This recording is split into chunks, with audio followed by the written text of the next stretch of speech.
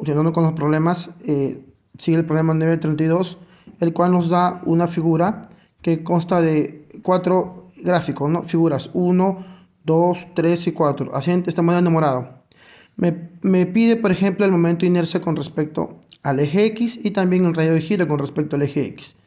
Luego lo que he hecho, le he enumerado 1, 2, 3 y 4 para hacer una tabla, como el problema anterior, en base a figuras, momento de inercias con respecto al eje X, su distancia y su área. En este caso vamos a hacer la figura acá.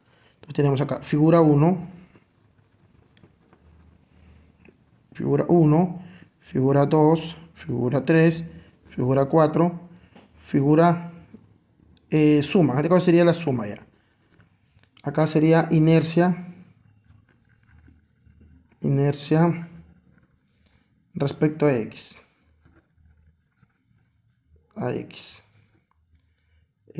Respecto a X. Acá sería área. La tablita, este es inercia respecto a X, ¿no? Tenemos las figuras 1, 2, 3, 4. Vamos a comenzar. Sabemos que la fórmula es un doceavo de la base por la altura al cubo más el área que multiplica la distancia de la figura, del centro de la figura hasta el eje que nos piden, en este caso el eje X. Entonces vamos a hacerlo de esa manera. Entonces sería un doceavo de un medio, que es la figura 1, por la altura, que es 6, al cubo, más, en este caso sería el área, un medio por 6, por la distancia de su centro de gravedad. Pero en este caso, si se dan cuenta, su centro de gravedad justo también pasa por el eje X.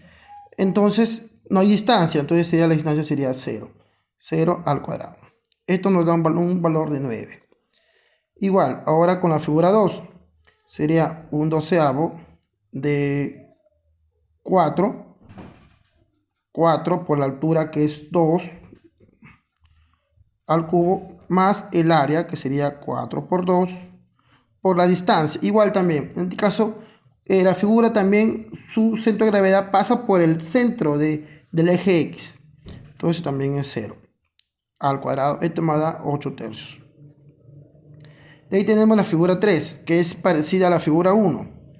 En este caso nos da un doceavo de un medio por 6 al cubo, más el área, que es un medio por 6.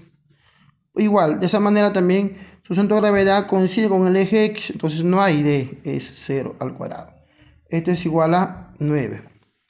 Y finalmente la figura 4, que es un doceavo por 4. ¿Por qué 4? Porque es la base, que mide 4, por altura, que es 1. En este caso nada más tenemos 1 al cubo, más el área, que sería 4 por 1, por la distancia. En este caso sería 0,5 hasta acá, más 2 sería 2,5 al cuadrado. Este me da 76 tercios.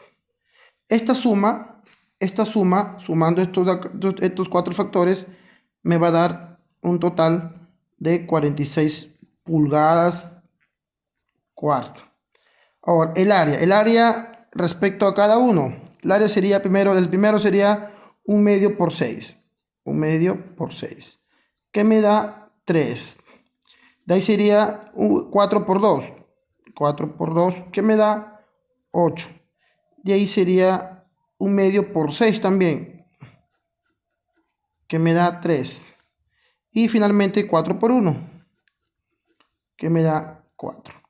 La sumatoria de esto de acá sería 18. 11 más 3, 14 más 4, 18. Entonces ya tenemos 18 pulgadas cuadradas. Ya tenemos la suma de los inercias, tenemos la suma de las áreas. Ahora me piden calcular el radio de giro respecto a X. Radio de giro respecto al eje X, que es igual a la raíz cuadrada de la sumatoria de inercias con respecto al eje X, que es 46 pulgadas cuartas, entre el área, la sumatoria del área, que es 18 pulgadas cuadradas. X me va a dar entonces un valor final de 1.6 pulgadas. Ese es en base al problema, profesor, número 932. Gracias.